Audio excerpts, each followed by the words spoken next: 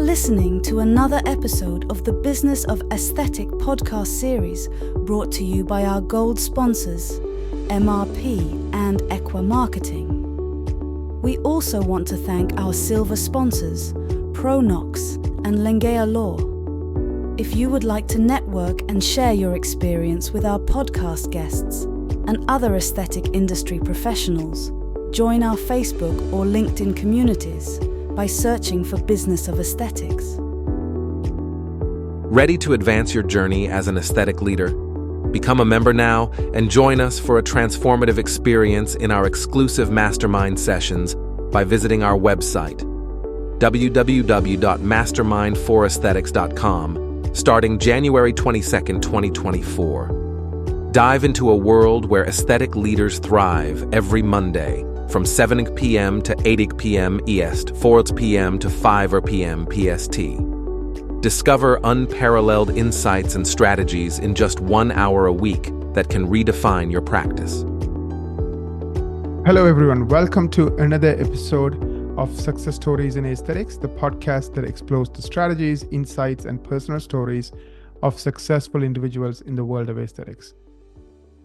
Today, I'm here with Michael Walker, who is going to be leading mastermindforaesthetics.com, our very first mastermind group, starting on the 22nd of January, which is a Monday from 7 to 8 p.m. Eastern Time.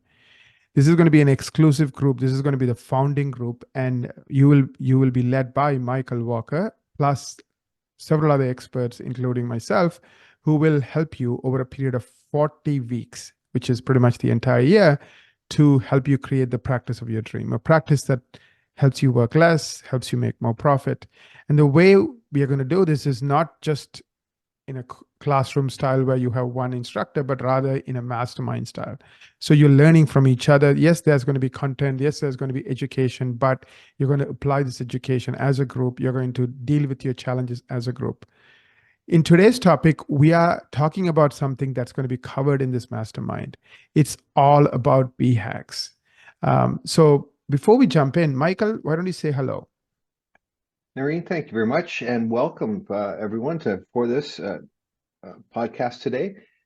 As Nareen said, I'll be leading our mastermind, our first mastermind. Excited about that, and looking forward to that. And today, this idea of just coming together with really, if we stop and look at this, like-minded people that have a passion for success, for not just doing well, but being well, and I guess the best word is prospering. And we're gonna dig into that a bit today. And again, pleasure to be here and looking forward to our session this morning. Same here, Michael. The topic today is, what are your practice BHAGs for 2024? What are your practice BHAGs for 2024? I'll define what a BHAG is. At least I'll spell out the acronym. It stands for Big, Hairy, Audacious Goals. Big, Hairy, Audacious Goals, and with an S, because it's goals, not a goal.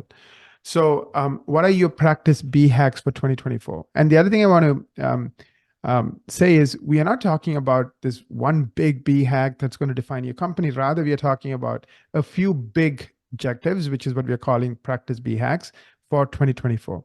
Before we get into the details, can you explain where this idea of BHAG came from? Who introduced it, or who made it famous? And what's the reason for it? Why is it important? So I guess I'm asking you two questions in one. Maybe start by defining what is a BHAG and who created it, and then let's get into the second question. Maybe that's the second conversation we have. Sure, thanks. So this was actually, there's a business author. His name is Jim Collins.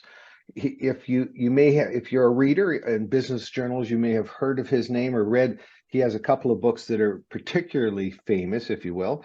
One is called Good to Great, which if you are a reader, I highly recommend, if you haven't read it, to read, as well as where BHAG came from, which was Build to Last. And Build to Last was actually was not a book initially. It was actually a 6-year research project, which Jim had just decided he wanted to really examine and try and figure out what leads to an enduringly great organization.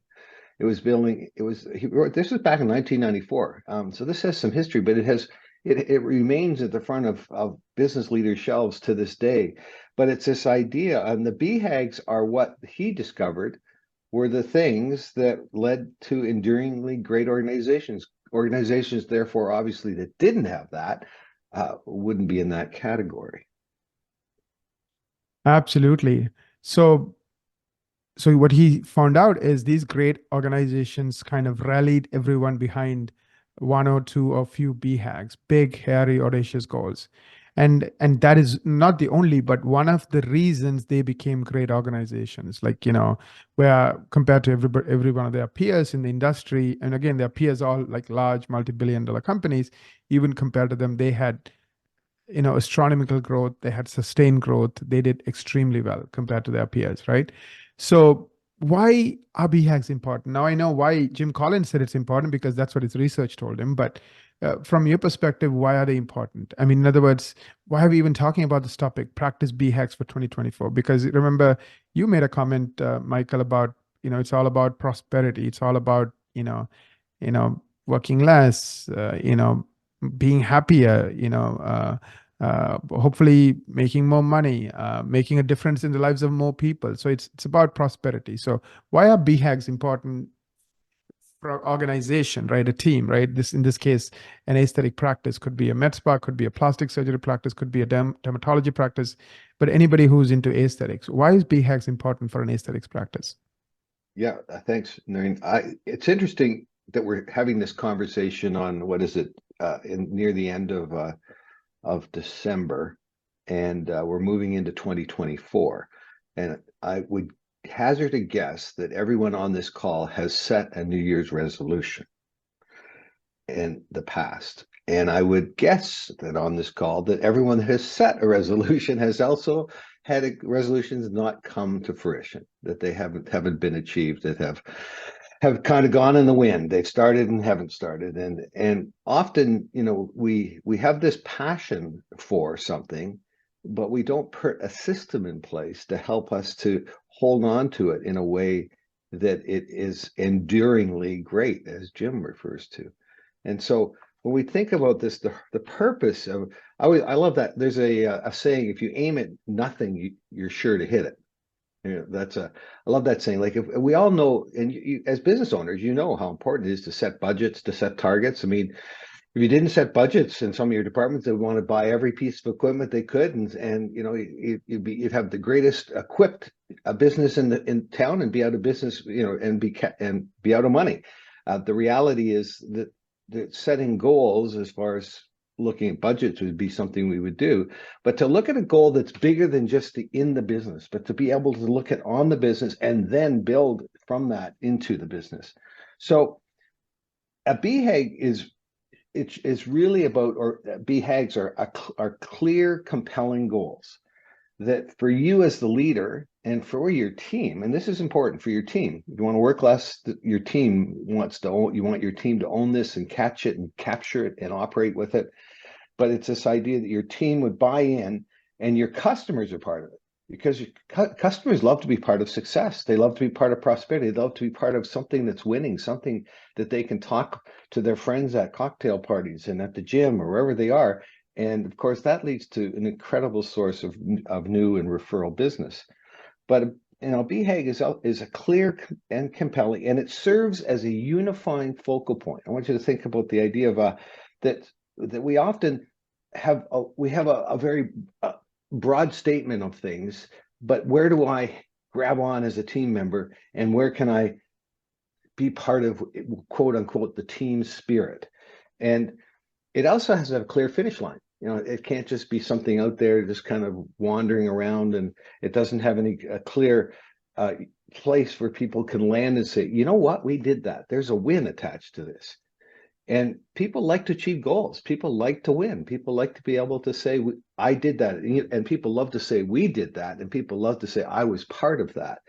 So BHAGs really start to set the tone for that kind of perspective for an organization, which you as a business owner, if sometimes you feel like you're the only one that's getting it, that you have to do everything, that there's just there's not enough hours in the day for you to be able to accomplish what needs to be accomplished and do everybody else's work, so to speak. This is where it starts, is where people own their part in the business, where they feel more engaged and empowered in the business. And BHAGs are incredibly important tools to start initiating that. Just as a real big picture thing, this is one of my favorite perspectives on BHAG is that, when John F. Kennedy sat down with NASA and his cabinet and everything, they could have talked about the idea of, let's just beef up our space program. Let's just get a bigger space program. But no, what did they say? No, we are going to put a man on the moon. Changed everything, changed how they focused, changed how they got money, how they source things, how they identify things, how they prioritize things to get it done. And of course, we know the end of that story. So Jim Collins puts it like this. This is right out of his book. He says, a BHAG engages people. It reaches out and grabs them in the gut. It is tangible, energizing, highly focused. People get it right away. It takes little or no explanation. So looking at that in that bigger picture, Noreen, that's what a BHAG can do. Why is it important? There's very tangible reasons, but I want to just stop there for a second and turn it back over to you for a second. So when we think about this idea, I'd like to, with the listeners, what if you look at right now at your organization, do you have something that looks like a BHAG? Is there something in when you're hearing what I'm sharing, is it saying, I get that, I have that, that's what this looks like. I'm going to share today a few examples that I have found of practices out there that have what we would look at as being a BHAG. But I just want to just pause, just sort of, what I think I do. I think I have something. Do I have, or there's something I've always thought of I'd like to think about there. Does that make sense? Absolutely. Absolutely. Thank you. Thank you for that, Michael. It does make sense. Let me just make it more practical, right? So we work with quite a few, amazing practices. I know some of them will be joining the mastermind. And what are some of the BHAGs that these successful practices are setting for 2024? I'm going to just rattle off a few and define what they mean. Define it so everybody's on the same page, and then we'll continue our conversation. So the very first one is employee retention. This is a BHAG that a lot of people are thinking of because, many of since COVID, since the inflation, all of that stuff that happened over the last few years, people are moving around. They're not sticking with the same industry, same company. They're just moving around. So how do you, retain people over a long time, right? So that's the first BHAG. So let's say if that's an issue for you, then perhaps your BHAG could be about employee retention. Second one is average spend per customer. In other words, if you take a 12-month period, what does your average customer spend at your aesthetic practice? If they're only spending $500 and somebody else's practice has $2,000, you might want to say, well, that's something I want to work on. Why are my customers not spending, $2,000 when there are other practices, whose customers are spending $2,000? What are they doing differently? Of course, you have to set a target. If your average spend per year per customer is, I'm making this up, $500, maybe I can get it to $800. So that could be a BHAG. Third one is customer churn. Now, there are some practices where they're getting new customers, but these customers come, say hello, maybe get a treatment or two, but most of them don't come back. So that's called churn. Churn meaning a customer who comes and then does not return. Because if you have a business with a lot of churn, the problem is you need to keep filling the people who leave your practice with new people. So you're busy getting new people into the door and then they don't come back. Imagine running a restaurant where you get 100 people into the door and those 100 people never come back. And now you need to go and convince a new set of 100 people, even though the first 100 didn't like it for whatever reason, are not coming back. So that gets even harder and harder and demoralizing, right? So customer churn is a big problem, not for everyone, but some practices. If that's your problem, then of course your BHAG could be customer churn. New patients per month. For some people, the issue is they're not getting the right number of new patients per month. And so perhaps that could be your BHAG. And the last one that we have seen is called conversion rate, meaning you're getting all the new patient calls you want, but they're not booking appointments. They're not showing up to their first appointment. So they're not converting into new patients. So that's called call conversion rate. So what percentage of your new patient callers actually become, make that first visit? Call conversion rate. So let me just repeat them again. We named 5 BHAGs: employee retention, average spend per customer, customer churn, new patient per month, call conversion rate. The reason I'm bringing this up is twofold. One is, I know, Michael, you're going to focus on this throughout the mastermind. You're going to get into it in more detail. You're going to help people, brainstorm, like bring all the people in the room and say, hey, is this an issue for you? If not, great. What are you doing that others can learn from? On the other hand, if it is an issue for you, then let's work together, brainstorm, let's come up with ideas, let's hold each other accountable. Let's make 2024 the year where you make progress on this BHAG. See, success is really doing a few things really well, right? If you look at any successful organization, they don't do 3,000 things well. They do like 5 or 6 things really well. So employee retention, average spend per customer, customer churn, new patients per month, and call conversion rate. I think these should be one of the top 5 metrics that any successful aesthetic practice should focus on. How do I know? I've worked with practices for 17 years, and I know every single one who is a world-class practice focuses on these things. When I look at with Noreen, as you're sharing those, and a thought comes to mind. I think that with just to bring the BHAG in terms of directly tangible, effective practices to a bigger picture. I think we should think about this and take a minute and just reverse engineer this.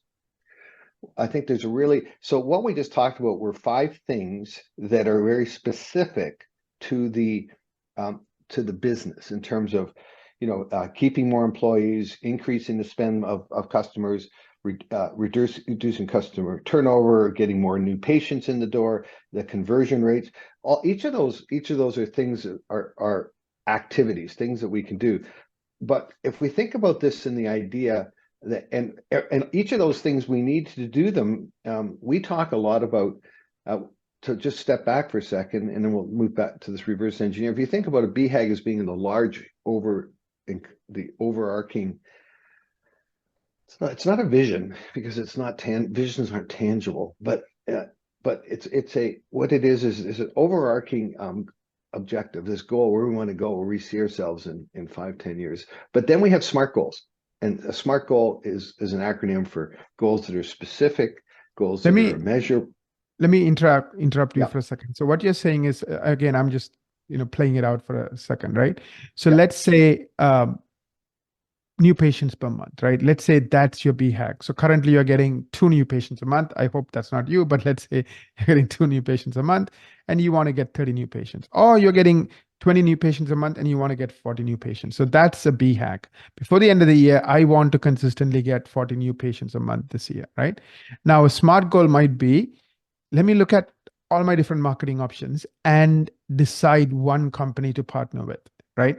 And I want to get it done before this date. So by this date, so again, I know you're going to define what SMART means. One of the things that SMART is time bound. By this date, we are going to pick a company that we are 100% confident will get us the extra 20 new patients a month. Is that kind of why SMART goals are important? But again, you might have multiple SMART goals to achieve a BHAG. So just because you hire them doesn't mean it's going to give you magical results. Then you need a way to work with them, manage them, hold them accountable, all those things. So there might be multiple SMART goals associated with a BHAG. Is that what you're saying, Michael? Absolutely. Yeah. So I think just trying to create, just create an understanding that the BHAG is, as I was saying, overarching, but it's not specific enough. It's not in the sense of the S for the goal. A BHAG is measurable, but not in a shorter time frame, in a day-to-day, week-to-week, month-to-month, year-to-year kind of perspective. That's the measurable, the M in SMART. The next word is achievable. It's a SMART goal is usually something that we're going to have. We're actually. By the way, can you define SMART for our listeners before we jump in? So what does SMART stand for? Yeah. So So SMART is S stands for the acronym is SMART. S stands for specific. M stands for measurable. A stands for achievable. R stands for relevant, and T stands for time bound.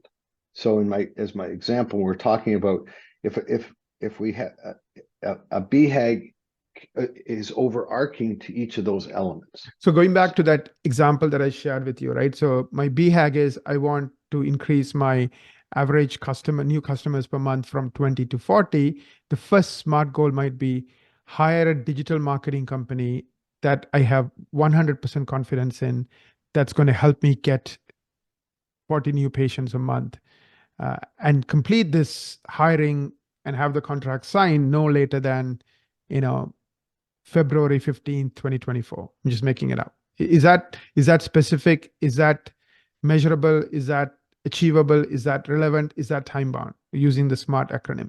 Absolutely, all the way through. The only one that would be a question, which is where you want team input and you want to build employee engagement and empowerment, is the relevant. Can we do that? I mean, a BHAG, the idea is that it's bigger than just what's possible. It's like if you think about meeting a customer's needs, that's fairly easy if you know what they are. Exceeding the needs means you've got to be a little more intuitive as to what they are looking for and add a little value, which of course we try to do to increase our average sale per customer. But to unexpectedly delight a customer, that they experience something that was even greater or bigger than they could have either thought or hoped for coming to your practice to have with your team. So if 20 is the number, is 20 easy? Is that just meeting we can do 20 because we have a trending line that says that's a good line? What's 20% above that? What would that look like? But when your team starts to buy into that, when your team says, I want to be part of 30 a month, I want to be part of 40 a month, and it's about, so then the question, then we start talking about specifics. Okay, well, that's awesome. I love your enthusiasm. I love the idea of getting 40 new customers. Let's talk about what does that entail in terms of specifics. How are we going to measure it? It's relevant and achievable based on we believe that. So then how long is it going to take us to do this? Can we do this in the next 12 months? And suddenly what you're creating is a level of team, as I mentioned, team empowerment and team engagement, that you're not the one trying to drive the bus here. It's a team. The team is now moving forward, and we have something we can look towards, and we can, at the end of the year, like at this time of the year, we can go back and look at, geez, we said we were going to hit 40 customers a month. We started our conversation at the beginning of the year. We thought 20 was what was kind of like there, maybe, for sure. But now, gee, we got 42 a month. That is awesome. How did we do that? And then this is where I talk about reverse engineering. This is the time of the year we want to look at, like, when we start to celebrate the win of the year, it starts to set the tone for how we're going to position it for next year. But you'll notice I'm using the we word, not the I word, not the you word. How are you going to team? But without having these BHAGs, we have something that people can grab a hold of. As Jim, what was the line it grabs them in the gut. There's something I want to be part of. I think, Noreen, correct me if I'm wrong, but a lot of my experience with business leaders and owners is they just often feel that they don't have enough time in the day, that they feel overwhelmed at times when it comes to trying to prioritize business needs versus family needs versus their own personal needs. And as long as if the BHAGs are catalysts to creating more shifting of priorities to others to own it, and creating more alignment for you to be the best version of you on a day-to-day basis. Thank you, Michael. I know the power of a mastermind is it's not just you're learning from one person, you're learning from 20 people and everyone thinking about the same goals. How do I create prosperity for myself, my team, my patients, right? How do I work less? How do I make more? How do I make more of a difference? How do I make a difference in the lives of my team? So in that context, I think the power of the mastermind is everyone can come together. So regardless of whatever your BHAGs are for 2024 that you set at the beginning of the mastermind program, you could come together and work on it together, right? So let me just pick another example, right? In this example, I'm going to pick his, let's say, average spend per customer, right? So let's say it was $400 and we want to get it to $700 by the time the year is out. It sounds daunting, right? That's why it's called a big, hairy, audacious goal. I mean, 400 to 700. And I'm just thinking this through. Like, of course, what you're saying is once you have a BHAG, you have to break it into several smart goals, and then one by one achieve those smart goals. So maybe the very first smart goal is to find out what are other people who are good at this doing. So perhaps maybe the first smart goal is get 10 things we can do to increase average spend per customer. And before you do, and to do that, talk to 4 consultants or 4 experts, read, 20 articles or, 2 or 3 books, have a few meetings as a team to come up with a list and prioritize those lists. So at the end of this process, by, March 1st, 2024, we are going to have 10 ideas prioritized, and perhaps who could even implement those ideas. So we have really, really, really thought through these 10 ideas and we have prioritized them. Could that be a smart? I know there could be 10 other ways to skin the same cat, but in this particular example, is that kind of maybe a plausible smart goal? And the reason I want to get into it is I know, Michael, that's part of the role of what you do, because everyone has bigger dreams. I think I have never met a single person who says, I want to do worse than I did last year. I want to go backwards. I don't think any one of the people listening to this is ever going to say that. So everyone, like you said, starts with great intentions and New Year's resolutions, but 90% of them don't make any progress on it. And you're trying to break it. You're trying to, at least for these mastermind, doctors and practice owners, you're trying to create a different future where they actually do make progress towards their big goals. Yeah, this is a great example. And I think that's the thing. If you think about New Year's resolutions, and if you actually went back and looked at your own New Year's resolutions that didn't work out, that were not sustainable, were they smart? And you're going to find probably not. They were just there. You just plug them in. Yeah, you know what? It's like I want to lose 100 pounds or 20 pounds, but there's no smart goals or actions tied to that big goal, which is like this. So all of a sudden, so I'm going to go to, I love the one, okay, starting January 1st, that week, I'm going to the gym 6 days a week. And I haven't been 1 day a week for 5 years, but I'm suddenly going to go 6 days a week. Notwithstanding, I'm a busy leader. I've got stuff to do, but geez, I'm just going to do that. And we put that in there. And, I have another saying. It's one of my favorite sayings is your system's perfectly designed to achieve the results you get. That meaning if you think about an assembly line, and if every 4th car coming off the assembly line is missing its right front fender, no amount of pointing at it or gesturing that we're going to solve that is going to solve it till we actually change the system. But so what happens is we allow our emotions at that moment to drive the bus. I love the idea that we always say that we don't like change. Now we're going to get into change management and all this in the mastermind. This is a really fun part. You'd be amazed how each type of person goes through change and why 70% of change fails in organizations, and we'll look at that.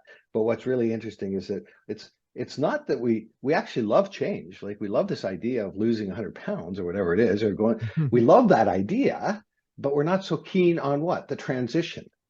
Right. We're not so keen on what's going to need to. So if we don't take the transition and break it down to bite size, next right steps, if you will, which is what the SMART goals help to do by testing it against that and allowing us to say, so increasing, so as you said at the outset, like that's daunting, this idea, well, we're going to increase sales by this amount per month. That's crazy talk.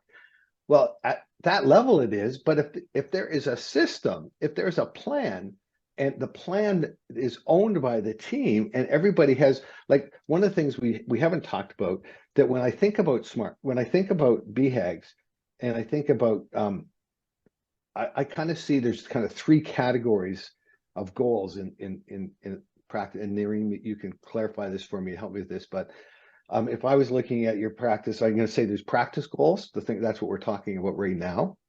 There's department goals. Like each department has their own thing and they're doing, depending how big or small your practice is. And then there's individual goals for the people themselves directly, what they're doing to contribute to this increase in sales, as well as what's in this for you. what does this look like for you? Not, and I mentioned that word prosperity at the beginning, not just financially. That's a big deal. I get it. I mean, we're having a conversation because you are all business owners looking to be profitable, perhaps improve your EBITDA, increase your profitability. But at the same time, you also, because of what you do, you have a genuine care and passion for wellness that's more holistic. It's financial, it's relational, it's emotional, it's physical. So that when you think about this, that there's these different elements. So it's not, again, breaking it down. So if that assembly line example, so we have to reverse engineer. So we walk back through the assembly line, we're going to find out why we're getting that one fender on that fourth car. And so Right. some of this, one of the advantages of this time of the year, Noreen, is that we can actually take a breath and have a look at what we've done really well this year, where we've been great, Right. where we missed it, not dwell on the mess. It's like I'm a motorcycle rider, and I say, you always look where you want to go, because if you look where you don't want to go, then you're going to go into the ditch. And so it's this idea of so looking at where we missed it and what could we Let have me done different. And this is where I was going to, because this is the key piece here, is that if you're doing this all on your own, you're going to get overwhelmed by it as an Yeah. owner. But if your team, so this is where when we do performance reviews, it's the wrong word. I'm not going to, we'll get into that whole thing in the mastermind, but it's not performance of the person that we're interested in. It's their engagement and empowerment in the organization to help advance the BHAGs. Right. And suddenly, so when we evaluate how we've done over the year, it's not just us, it's how every person felt, how they did it as part of the team, how they've contributed to the goals, and how they see themselves continuing to contribute moving forward. Thank you, Michael. I think 2 points I want to make. As you were talking about, like, a person who has not gone to the gym even once a week says, I'm going to go to the gym 6 times a week. That goal is not relevant. Relevant meaning there's no way it's going to happen, because there's no past history. There's anybody who's just taking a minute to think about it will say, you know what, it's not going to happen, right?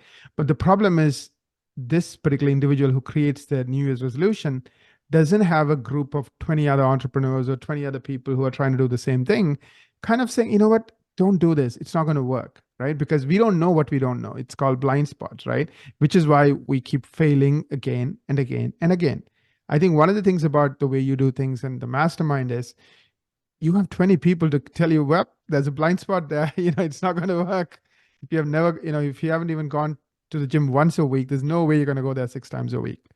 Can you talk about, like the power of the group and the power of this format in the context of, it's not just anybody can set goals. Anybody can say, I'm going to change the world. Anybody can, like you said, say, I'm going to lose 100 pounds, whatever the goal is. But can you do it? Are you going to see it through?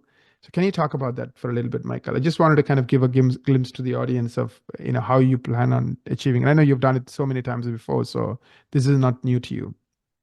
Sure, and I'd like to, I wanted to just build the blind spot. You think in a car, right? We know that blind spot off to our left, where we can't see the car coming up behind us. And we have all this technology today. Now we have a little light goes on in my rear view mirror that tells me there's something there. And I said, but even to this day, I don't rely on the light. I still have to look, And so, because that's important, I don't want to hit a car. I know the inherent risk to pulling into somebody else's lane doing 100 kilometers an hour. So, so there's these blind spots, but what there's an interesting thing is there's another aspect that, because we get into patterns and habits that we just keep doing. It's like setting New Year's resolutions that are just not achievable, or, have no, just like Noreen's saying. But what those become are dead spots. If you've ever had your car and you go to turn the car on and it just clicks. And the battery's not dead, but it just clicks.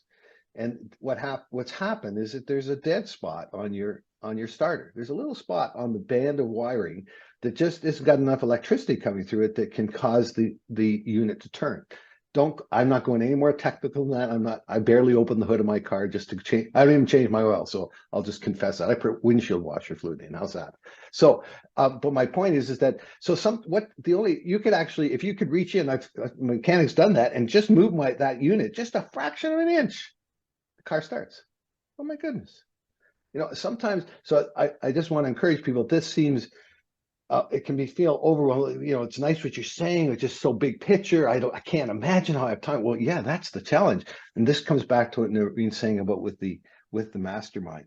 If I asked you, do you have anywhere in your life where you have an agenda-free space with 20 other people, including me, who have your best interests at heart, who can bring best practices, ideas, and leadership and support and encouragement together for you once a week? I'm going to wager you probably don't, unless you're already in a mastermind like we're talking about. And the power of collective input, it allows us to be able to move beyond those things that we think are possible to a place that they become possible, and to recognize that we don't have to do it alone. And then we start to hear from others, and we start to see we can catch other people's momentum and allow it to build our own. It's if you always want to make those lose 100 pounds or do all these things, I call that acceleration. How fast do you want to hit the wall? Because that's what you're going to do. You're probably not going to, it's not going to be stable. But so what we're talking about is not about accelerate. How fast do you want to hit the wall? But we're talking about momentum. How far do you want to move it?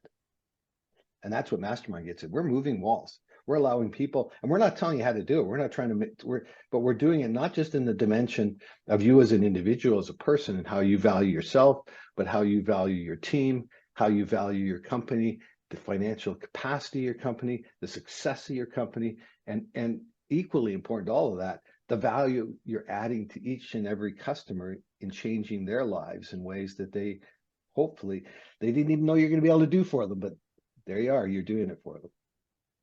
Thank you so very much, Michael. So once again, the link is mastermindforaesthetics.com. Just go there, and there's instructions on how you can join this mastermind group.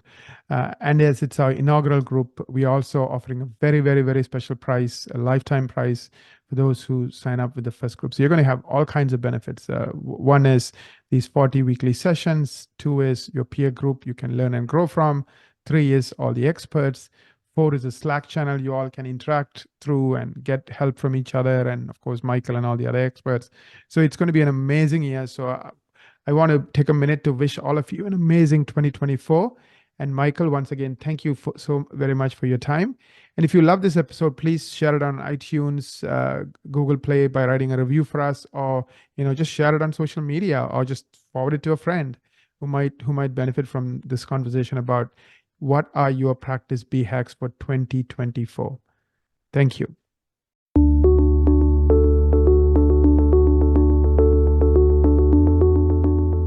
January 22nd marks the start of our aesthetic journey. Join www.mastermindforaesthetics.com for transformative weekly mastermind sessions. Heighten your practice among thriving aesthetic leaders. Register now to secure your spot in this realm of innovation and mastery. Thank you for joining us this week on the Business of Aesthetic podcast series, brought to you by our gold sponsors, MRP and Equa Marketing, and silver sponsors, Lengea Law and ProNox.